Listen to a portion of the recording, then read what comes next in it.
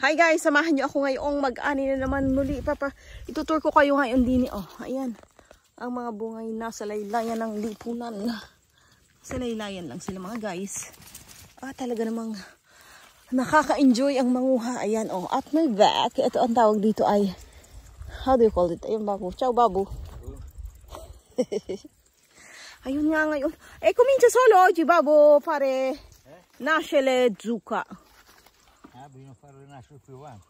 Ayan oh mga guys. Sabi ko sa baboy nga ngayon lang namumuka. Wala nang bunga ang kamatis. Pomodoro ang chipyo. Oh, chipyo. Ayun mga guys. Oh, ang ating. Ayun, kita nyo ga. Mga guys. Ang ating tomatoes. Wala nang masyado. Ayan. Puro ano na lang ang nakitira. Dahil nga season ngayon ng kalabasa. Ayan ay ang kuha ng Halloween. Happy Halloween. Ang laki ng kamatis. Ang laki ng kamatis sa padulo mga guys. Ayan oh. Ang laki. Ang laki ng kamatis sa padulo. Ayan pa. Hindi naglalaki ang mga ano natin. Ito naman ay kalabasahan mga guys. Ayan, kalabasahan. At na may takip na yan. Na inyong natatanaw. Ano yung may mabungang mandilaw-dilaw doon? Ako'y tinatam na mag-check ng ano. Gusto ko mag-check ng, how do you call it? Ayan. Ang tawag naman dito ay, sarap din ito eh. Ito mga guys. Tawag dito ay beetroot. It's very, very beetroot. Ano? Pero ito.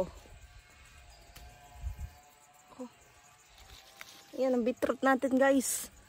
Beetroot. Mukha tayong beetroot. Maliliit pa. Tungunin lang natin yung malalaki. Ayan ang beetroot natin. Walang siyang mabababa. Ayan. Tama na ito. Mangunguha na tayo ng seryosong pag-aani. Itutur ko lang kayo sa ayan. Yung baboy nag-aayos na siya ng irrigation. Yan ang paraan ng irrigation ng baboy. Over here. Yan ang baboy. May tinanim na din eh.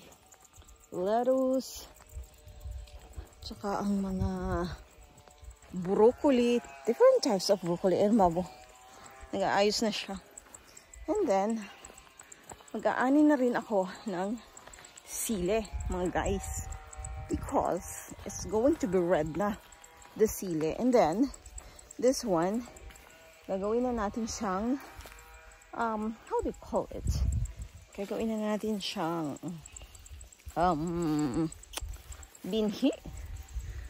Ayan guys, marami pa tayo ditong pwedeng anihin.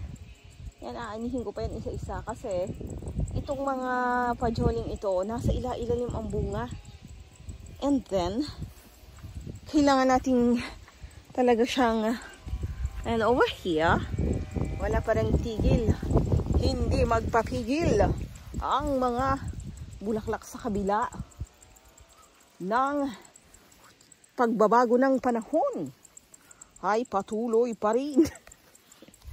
Patuloy pa rin sa paglakad ang panahon at sa pamumunga ng ating mga, ayan, may bunga pa pala. Ayan, kukuha tayo ng bunga dito. At ito yung masarap. Aking na rin favorite ng very, very light.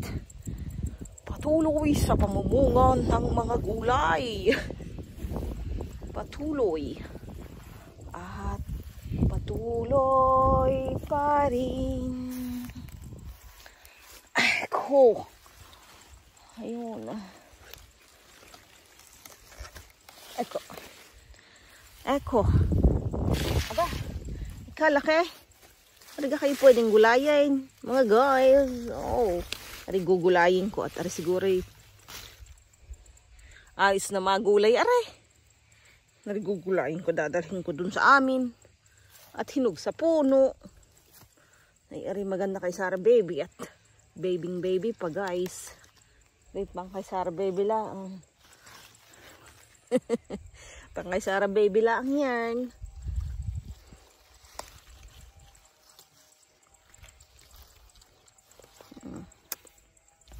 Or maging healthy sa our baby. Ito ay, kuwan na, gagawin nila ang mga guys na mga kuwan. Uy, nakakatuwa naman itong mga kuwang ito. Mga sukang ito. Ito'y suka. Itong mga, how do you call it? Mga kalabasa. Nga ngayon papakagaling. Nga ngayon na kuwan. Ay mga guys, ay talaga nga ngayon nagpapakagaling. Kasi matamis siya guys, matamis. Kaya gusto kong namumuti na rin. Pag-arilanta na, ibig sabihin, paano kaya ako magtatanim na rin? Magko-conserve? Ayan, that's all for today's video. Tingnan mo naman. Ang bunga nila'y dito matatagpuan sa bukid ay maraming maraming bunga at dito matatagpuan ang dami. Nasaan na yung aking lalagyan? Mas may lalagyan. Ovada. Okay. Ovada na lang. Ovada. Ovada. Ate namang i-check ang Brooksil. O yung maliliit na, how do you call it? Cabbage. This is Brooksil. Mamumunga sila ng super maliliit na broccoli. Ang tawag doon ay Brooksil. Ayan, that's all for today's video mga guys. And welcome to the winter, the autumn season. And it started too. Ayan. Ayan. Yung kayang pipino ko doon. How is my pipino? Yung palang melon ko din. There is very, very melon. There's no. Ayan.